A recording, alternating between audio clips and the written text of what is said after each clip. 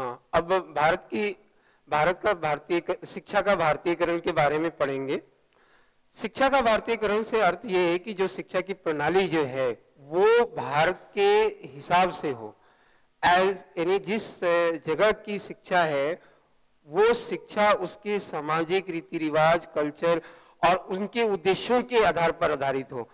हम वैदिक काल से लें, जब वैदिक काल में जो शिक्षा का उद्देश्य थे वो एक व्यक्ति के अंदर अध्यात्म की ज्ञान और परा और अपारा दोनों तरह की शिक्षा दी जाती थी। उस समय के लिए वो शिक्षा का एक आदर्शमूलक रूप में था।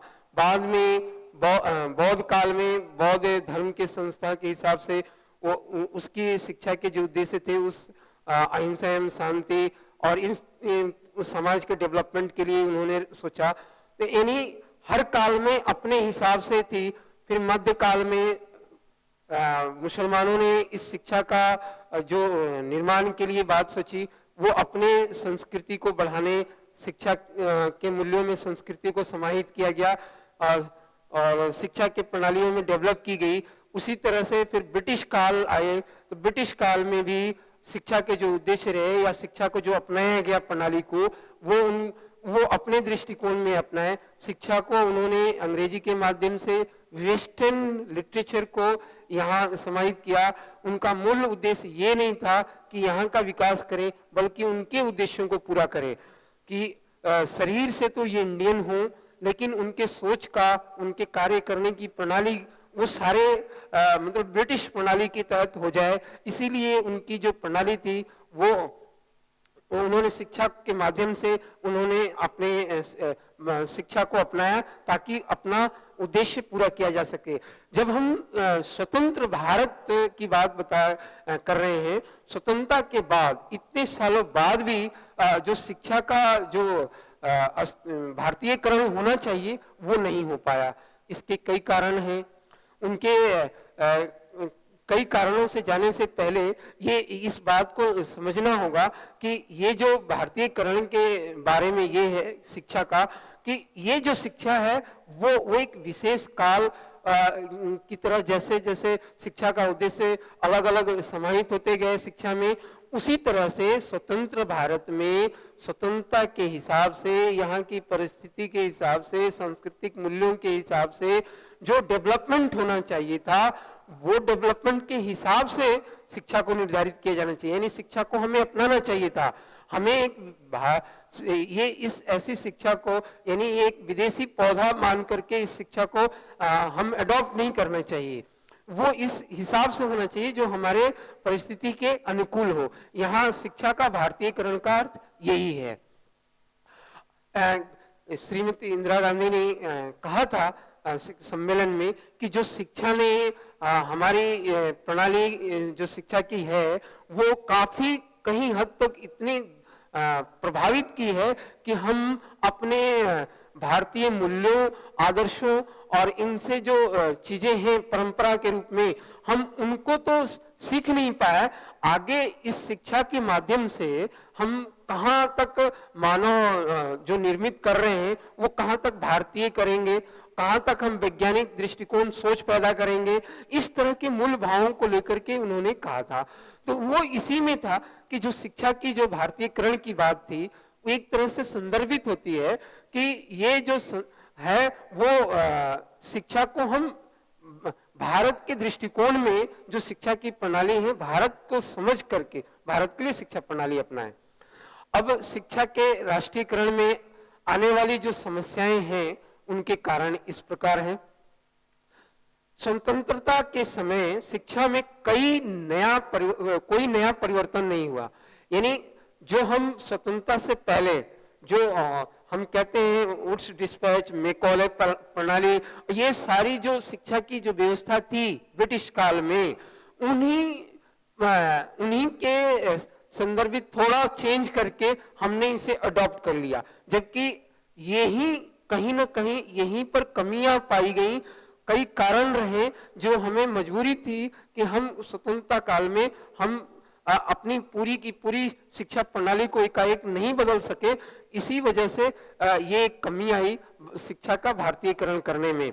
स्वतंत्रता के समय शिक्षा में कोई नया परिवर्तन नहीं हो पाया, जबकि होना चाहिए था। दूसरा है असमानताएं। अपने देश में जो है आर्थिक स्थिति हो या सामाजिक या धार्मिक, इसमें कई असमानताएं हैं। आर्थिक दृष्टि से कोई ऊंचा वर्ग बहुत सुखी संपन्न है, कोई निम्न है, और ये उन दोनों के बीच में जो शिक्षा का जो ये है सोच का तरीका, हमें ऐसे पढ़ाना है बच्चे को, इस तरीके से कोई एक सामान्य नहीं है कि हम सभी बच्चों के लिए एक समानता का ये करें, एक सामान्य रूप से व्यवस्था दे सकें। यानी आर्थिक रूप से आर्थिक स्थिति कहीं न कहीं उसके शिक्षा पर प्रभाव डालती है। तो ये एक आर्थिक स्थिति असमानताएं में है। दूसरा सामाजिक स्थिति, जिस समाज का है, जिस धर्म का बिलोंग कर रहा है, उसकी जो असमानताएं हैं वो शिक्षा को कहीं न कहीं प्रभावित कर रही है। तो शिक्षा के राष्ट्रीयकरण आने में भी, राष्ट्रीयकरण हम अपनाने में भी कहीं न कहीं हम ये देख रहे हैं कि इस चीज को असमानताएं पाई गई, जो कि काफी ये रहा शिक्षा का भारतीयकरण करने में काफी दिक्कतें आई। जनसंख्या, अब जनसंख्या भी काफी, पॉपुलेशन इतनी ग्रोथ हो रही है, इतनी पॉपुलेशन ग्रोथ को जो शिक्षा का हम जो व्यवस्था कर रहे हैं या शिक्षा के लिए जो चीजें जुटा रहे हैं, क्या पूरा का पूरा वो व्यवस्था जो हमारी जनसंख्या की आवश्यकताओं के हिसाब से हो रहा है? ये जो जनसंख्या का विस्फोट है, इसको हम कैसे, इसको अपने देश के लिए डेवलपमेंट में कैसे जोड़ सके, इनके जन बल को हम एक सुदृढ़ विकास की ओर कर सके, इस शिक्षा में हम नहीं कर पाए। क्यों? क्योंकि हमारी जो शिक्षा की प्रणालियां थी उसमें बहुत ज्यादा चेंजिंग नहीं हो पाया था, उसे हम अपने देश एवं काल के अनुसार से आवश्यकताओं के हिसाब से नहीं कर पाए थे। इसलिए भी जनसंख्या जो तीव्र गति से बढ़ रही थी, उसको हम सही ढंग से शिक्षा में अप्लाई नहीं कर पाया। उसको किस तरह से सुचारू रूप से कर सकेंगे वो नहीं हो पाया, जिसकी वजह से ये एक शिक्षा के भारतीयकरण होने में भी जनसंख्या का रोल होता है कि भारतीयकरण करने में कमियां हुई। साधनों की कमी, हमारे पास स्वतंत्रता के बाद जो देखा गया कि जो साधन है, जो हमारे पास सोर्स हैं, वो सोर्स कम थे। जनसंख्या तो इतनी बड़ी थी और सोर्स कम थे। इतनी जनसंख्या के लोगों के लिए जो शिक्षा की व्यवस्था है वो क्या पूरी की जा सकती है? तो हमें उन्हीं प्रणालियों को अपनाना पड़ा जो स्वतंत्रता से पहले थी। उसी को हम धीरे धीरे रिपेयर करते गए, सुधार करते गए, और उसी साधनों की कमी ही हमेशा खलती रही। हम पूर्ण रूप से विकास की ओर नहीं बढ़ पाए। उसमें साधन भी शिक्षा के विकास में जो शिक्षा का भारतीयकरण होना चाहिए था, उसमें साधनों की कमी भी महत्वपूर्ण रोल अदा की। कहते हैं कमीशन में पूरे आय का 6% देने की बात कही गई। जब उसे लागू करने की बात हुई तो वो कहीं उससे अधिक आने की बात हो गई। इसके बाद 92 के पुनः संशोधन की नीतियों में भी उसे 6% से बढ़ाने की बात कही गई। क्यों? कहीं न कहीं साधनों की आवश्यकताएं तो पड़ती हैं, और इन्हीं साधनों के लिए आवश्यकता ही उस शिक्षा की प्रणाली इसी पर निर्भर थी, इस साधनों पर, और ये साधन कम थे तो वो करना मुश्किल हो गया। आगे है शिक्षा की नीति। हमारी जो शिक्षा की नीतियां बनी, उन शिक्षा की नीतियों में काफी कुछ ऐसी बातें, कमियां रह गई, चाहे वो लैंग्वेज का ले लें, चाहे वो प्रणाली को ले लें कि किस प्रणाली में हम करेंगे, चाहे मेथड को ले लें या कैरिकुलम के डेवलपमेंट को ले लें, जो हमने अपनाया वो कहीं न कहीं किसी न किसी रूप से वो नगण्य रूप से एप्लीकेशन हो पाया। यानी हम जितना प्लानिंग किए, जो नीतियां हमने अपनाई, उन नीतियों का क्रियान्वयन ठीक ढंग से भी नहीं हो पाया। उसके ये नीतियां जो थी विफल हो गई, और कुछ सफल भी हुई तो नाम मात्र की रही। टाइम पर कई पॉलिसीज करनी पड़ी। तो ये एक तरह से कमी जो है वो शिक्षा के भारतीयकरण करने में कहीं न कहीं अपना महत्वपूर्ण रोल अदा करती है। अगला है अंतर्राष्ट्रीय प्रतिष्ठा प्राप्त करना, औद्योगिक एवं कृषि क्रांति के रूप में। हमने देखा है कि उस समय के हिसाब से ये जो जरूरी थी औद्योगिकी प्रगति के लिए, कृषि क्रांति के लिए, उद्योग के क्षेत्रों में व्यावसायिक एजुकेशन के लिए, हमें अंतर्राष्ट्रीय स्तर पर हमें ये प्राप्त करना था कि हमें ये चीज करनी है, हमें आत्म खाद्यान्न के संबंध में आत्मनिर्भर होना है। इसके लिए हमने कृषि क्रांति के लिए विशेष रूप से प्रावधान किए गए। औद्योगिक क्रांति के लिए जो भी लेटेस्ट इंफॉर्मेशन एवं टेक्नोलॉजी को एडॉप्ट करना था, प्रौद्योगिकी को एडॉप्ट करना था, हमने किया। तो हमें अंतर्राष्ट्रीय प्रतिष्ठा प्राप्त करने में अंधाधुंध हम लोग अपनाते गए। क्या वो शिक्षा हमारे लिए पूर्णतः हमारे देश के लिए उचित था? अगर था तो हम उसे पूर्णतः क्रियान्वित क्यों नहीं कर पाए? ये सारी चीजें अंतर्राष्ट्रीय प्रतिष्ठा प्राप्त करने के लिए हम अंधाधुंध जो करते गए कि हमें भी आगे आना है, वो लाना है, वो भी कहीं ना कहीं शिक्षा को भारतीयकरण करने में कहीं ना कहीं डिफिकल्टीज पैदा की, उसकी समस्याएं उत्पन्न की। इस तरह अगला कारण है शिक्षा में मनोवैज्ञानिक दृष्टिकोण। कहते हैं कि शिक्षा एक प्रक्रिया है और शिक्षा की प्रक्रिया में मनोवैज्ञानिक सिद्धांत नियमों का काफी प्रभाव रहता है। अगर हम बच्चे को चाइल्ड लर्नर सेंटर के हिसाब से नहीं देखकर करें तो शिक्षा कहीं ना कहीं अपने आप प्रभावित हो जाएगी। तो ये सारी चीज मनोवैज्ञानिक दृष्टिकोण जो अपनाने की बात थी वो हम पूर्णतः नहीं कर पाए, जिसकी वजह से शिक्षा के भारतीयकरण करने में कहीं ना कहीं कमी रही, जो आगे परिलक्षित हुई। शिक्षा प्रभावित रही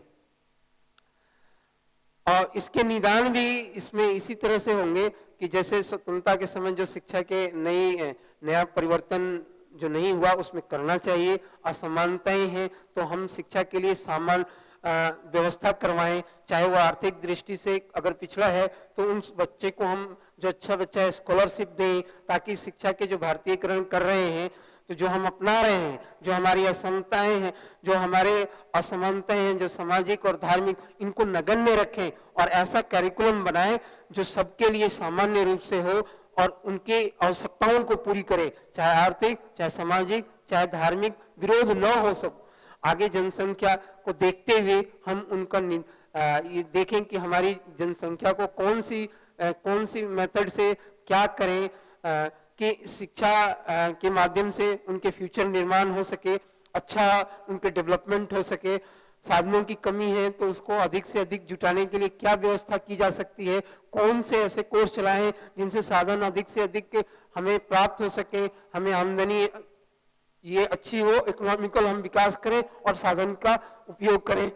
फिर शिक्षा नीति में हमें जो चेंजेस करने हैं उनको करना पड़ेगा और उन्हें करने चाहिए समय समय पर। जैसे परिवर्तन हुए हैं वो होते रहने चाहिए। अंतर्राष्ट्रीय प्रतिष्ठा प्राप्त तो करें पर कौन से मापदंड अपनाएं जो हमारे संस्कृति, हमारे धर्म, हमारे परिस्थिति के हिसाब से हो, ये दृष्टिकोण रखा जाना चाहिए। शिक्षा में मनोवैज्ञानिक दृष्टिकोण को विशेष स्थान देकर हम शिक्षा का भारतीयकरण करें तो ज्यादा अच्छा होगा और कठिनाइयां भी समाप्त होंगी। आगे है महिला सशक्तिकरण, वुमेन एम्पावरमेंट। महिला सशक्तिकरण की बात करने से पहले हमें ये समझना होगा कि ये महिला सशक्तिकरण की बात एक शिक्षा में कैसे समस्याएं उत्पन्न हुई।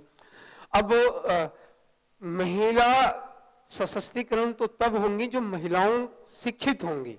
अब उनसे सशक्तिकरण स्वयं एक जागरूक हो या संबल बना सके, इसके लिए जरूरी है कि महिला को शिक्षित होना, अपने बारे में जानना, अपने आप को सबल बनाने के लिए जरूरी है कि वो शिक्षित होना। अब शिक्षित होने से ये संबंधित हम देखते हैं प्राचीन काल से शिक्षा में जो नारियों का स्थान रहा है, चाहे वो वैदिक काल का हो या स्वतंत्रता के काल का, पूरे काल में जो नारी की शिक्षा है उसके योगदान को देखते हैं तो ये सामने परिलक्षित होता है कि ये कहीं ना कहीं नारी की शिक्षा जो है नगण्य रही। चाहे वैदिक काल के लीजिए, वैदिक काल में नारियों की शिक्षा तो थी लेकिन उच्च वर्गों के लिए थी।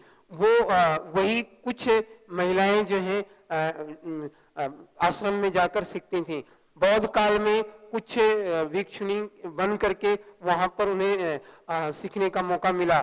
एक कई मध्यकाल में काफी कुछ यही स्थिति बनी रही। वहां भी यहाँ उस काल में भी नारियों की जो शिक्षा की जो बात थी वो पहले की तरह नगण्य ही रही। पुरुषों की तुलना में ऊंचे जो परिवार थे, रिच रॉयल फैमिली वाले लोग, उनके यहाँ ये बच्चियां जो है मकतबे या मदरसे में प्राइमरी एजुकेशन करती, फिर घर में मौलवी साहब आकर पढ़ा दिया करते। फिर इस मतलब ये कहीं ना कहीं सामान्य शिक्षा से नारी नीचे ही रही कि उनको सामान्य शिक्षा पूर्णतः नारी को नहीं मिल पाई और ये नारी शिक्षा पिछड़ गई। ये तो प्राचीन काल में थी। मध्यकाल में थी। ब्रिटिश काल में, जब ब्रिटिश काल पीरियड में ये देखा गया कि शिक्षा के उद्देश्य उनके तो स्त्री शिक्षा, वुमेन एम्पावरमेंट बढ़ाने की उन्हें जरूरत ही नहीं थी, क्योंकि उनका उद्देश्य ही डिफरेंट था। वो आए ही थे बिजनेस के पर्पज से, उन्हें धन कमाना था, अपने शासन कार्य को चलाने थे, तो उन्होंने शिक्षा में वुमेन एजुकेशन को नगण्य ही रखा। इस काल में भी नारी पढ़ने जाती, लेकिन उनका विशेष कोई अलग से प्रावधान नहीं था, उनके लिए अलग से किसी तरह का कोई विशेष नहीं रहा। पुरुषों की तुलना में कमी रही, यानी इस काल में भी कमी रहा। स्वतंत्रता के बाद में भी देखा गया कि ये स्कूल जाने की प्रक्रिया जो है बच्चों के अंदर डेवलप तो हुई, पहले की तुलना में काफी डेवलप हुआ, लेकिन अभी भी पुरुषों की तुलना में कम है। लगभग अभी 50 से 60 वर्ष के बाद, आजादी के बाद, अब ऐसी स्थिति आई है जहां पर नारी को एजुकेट करने की बात जो है अब सभी लोग ये स्वीकार कर लिए हैं या कर रहे हैं कि नहीं, हमें भी करना है। क्यों? क्योंकि पहले ये कॉन्सेप्ट नहीं था, पहले ये विचारधाराएं नहीं आई थी, अब ये विचारधाराएं आई हैं जो अच्छी हैं, डेवलप हो रही हैं। तो इस तरह हम देख रहे हैं कि नारी शिक्षा में पहले और अब में थोड़ा एजुकेशन में डेवलपमेंट हुआ है। तो जब एजुकेशन में जैसे जैसे डेवलपमेंट हुआ, उसी तरह महिला अपने आप में जागरूक हुई, अपनी बात रखने में हुई। जब उसके अंदर जब वो अपने आप एजुकेट हुई तो अपनी बातों को रखने में सबल हुई, अपनी बात को सोच का तरीका उनका बदला और उनके रहन सहन और अपने आप को वो सशक्त बना सके, अपने आप को स्वावलंबी बनाने की बात सामने आने लगी। लेकिन फिर भी ये जो स्वतंत्रता के 60 साल बाद भी महिला सशक्तिकरण आने में, यानी शिक्षा के दृष्टि से जो आने वाली जो समस्याएं हैं वो इस प्रकार से हैं। महिला सशक्तिकरण में अशिक्षा, अभी भी जनसंख्या की दृष्टि से जो महिलाएं हैं उसमें अशिक्षा जो है महत्वपूर्ण कारण है। अशिक्षा जो है महत्वपूर्ण कारण बनती है क्योंकि वो पेरेंट्स अशिक्षित हैं, उनकी मदर अशिक्षित हैं, तो वो अपने बच्चे को स्कूल जाने के लिए या शिक्षा के बारे में उतना नहीं समझ पा रही हैं, तो वो अपने अधिकार को तो समझना तो दूर की बात रही, या अपनी बात को करना या किसी बात को रखना बलपूर्वक, या किसी चीज को ढंग से रिप्रेजेंट करना, कल्पना शक्ति से करना, या ये सारी चीजें जो है एजुकेशन के माध्यम से वो कम रहा क्योंकि वो अशिक्षित रहे। अगला है गरीबी। गरीबी भी कहीं ना कहीं महिला सशक्तिकरण को डेवलपमेंट में एक मूल आधार बना कि वो गरीबी के कारण उन्हें सुख साधनों का अवेल नहीं कर पाए, न शिक्षा हो पाई और महिला सशक्तिकरण में कहीं ना कहीं नीचे स्थान रहा। लड़कियों के प्रति दृष्टिकोण आजकल भी देखने में आता है कि लड़के और लड़कियों में भेदभाव कई परिवारों में देखने में आता है। तो ये भेदभाव की दृष्टि है जो ये महिला सशक्तिकरण के लिए एक समस्या का कारण बनी। सामाजिक रूढ़ियां एवं कुरीतियां, हम अपने देश में देखते हैं विभिन्न तरह की सामाजिक रूढ़ियां एवं कुरीतियां हैं और इनसे भी वुमेन एम्पावरमेंट बढ़ने में प्रॉब्लम हुई। जीवन में शिक्षा की उपयोगिता का अभाव, जो हम आजकल जीवन में जो शिक्षा दे रहे हैं, जो वास्तविक शिक्षा का सैद्धांतिक रूप दे रहे हैं शिक्षा का, वो जीवन के लिए तैयारी होना चाहिए, जो कि ये उपयोगिता कम हो गई, जिसकी वजह से भी महिला सशक्तिकरण डेवलपमेंट करने में कम ही योगदान रहा। महिलाओं को अपने अधिकारों के प्रति जागरूकता में कमी। प्रत्येक महिलाओं को जो अधिकार दिए गए हैं स्वतंत्रता के 50 साल बाद भी अभी ये जागरूकता की बहुत कमी है, और इस तरह की कमी के कारण भी महिला सशक्तिकरण के विकास में कमी आई है। भारतीय सरकारी अधिनियम एवं प्रावधानों की जानकारी का अभाव। जो सरकार के द्वारा जो नारी एजुकेशन और महिला सशक्तिकरण के लिए दिए गए हैं, प्रावधान दिए गए हैं, उसका बिल्कुल भी जानकारी नगण्य है। तो इस कारण भी वुमेन एम्पावरमेंट बढ़ने में कठिनाई हुई।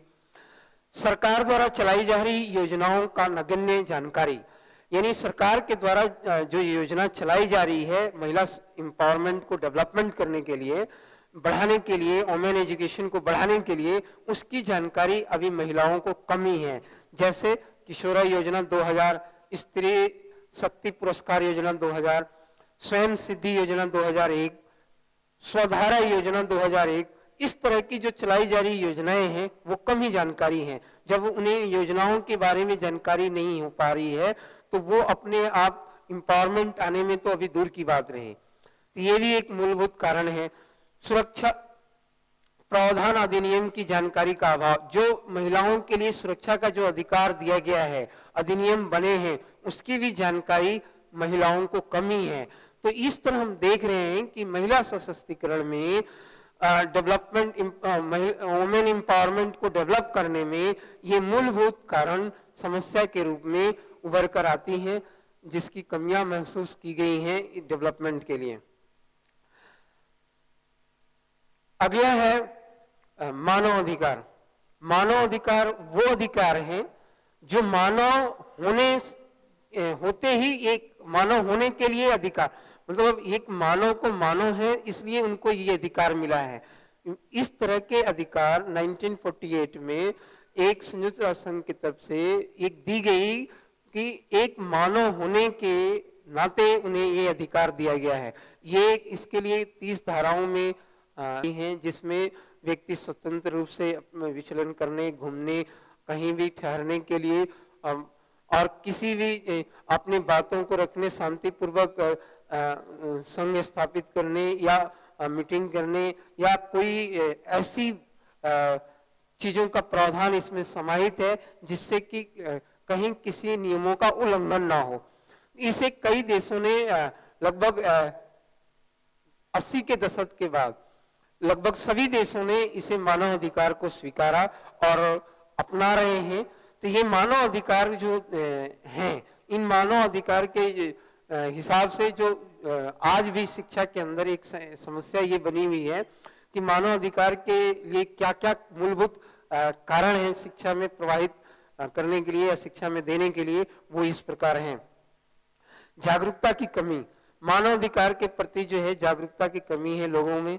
मानव अधिकार के लिए जो अधिकार मानव होने के नाते उनको प्रावधान है, जो मूलभूत अधिकार, वो मूलभूत अधिकारों के बारे में उन्हें जानकारी नहीं है। और ये शिक्षा में इस चीज को विशेष रूप से लागू किया जाना चाहिए। अगर ये है तो एक या तो ये एक जागरूकता अभियान चला करके मानवाधिकार के बारे में विशेष रूप से जागरूकता अभियान स्कूलों में सामाजिक तौर से ये प्रत्येक जगह पर जागरूकता के लिए डिफरेंट वे में कराए जाने चाहिए। दूसरा है अशिक्षा। हमारे देश में जो अशिक्षित अभी भी इतनी संख्या अशिक्षित हैं, उन अशिक्षा की वजह से भी मानवाधिकारों के जो जानकारी कम है। जब तक वो साक्षर नहीं होंगे, यानी साक्षरता अभियान नहीं चलेगा, जब तक वो साक्षर नहीं होंगे मानव अधिकार के बारे में वो समझ नहीं पाएंगे। तो मानव अधिकार को समझने के लिए ये जरूरी है कि सबसे पहले ये जनसंख्या जो है अपनी देश की, उनको अशिक्षित से शिक्षित में परिणत किया जाए और शिक्षित होने के बाद ही उन्हें मानव अधिकार की जो जागरूकता है या उससे संबंधित जो जानकारी है उन्हें दी जानी चाहिए। ये भी एक मूलभूत कारण है। शिक्षा नीति। हमारे जो शिक्षा नीतियां हैं, पहले तो मानव अधिकार के बारे में किसी तरह की कोई शिक्षा नीति नहीं थी, बाद में इन्हें शिक्षा नीति में भी शामिल किया गया, लेकिन जिस रूप में शामिल किया गया क्रियान्वयन उस रूप में नहीं हो पाया। मानव अधिकार की जो बातें हैं आज भी देखने में आती हैं कि मानव अधिकारों का आए दिन, चाहे कोई न्यूज़पेपर ले लें या कहीं टीवी चैनल में देख ले, मानव अधिकार का हनन आपको क्लियर दिखाई देगा, समझ में आएगी बातें। तो ये जो शिक्षा की जो नीति है, हम केवल प्लानिंग किए, प्लानिंग के बाद 1986 में भी पॉलिसी बनाई, 1992 में भी पुनः संशोधन नीतियों में भी इसे मानवाधिकार को आगे बढ़ाने की बात कही गई, लेकिन हम कहीं न कहीं क्रियान्वयन में कमियां हुई। तो ये जो शिक्षा नीति में जो कमियां रही, इसको प्रशासनिक लेवल पर सुधारने की भी आवश्यकता है, ताकि मानव अधिकार जो शिक्षा में लागू करने का है वो एक समस्या नहीं बने, बल्कि सहायक बने। आगे है पहल की कमी।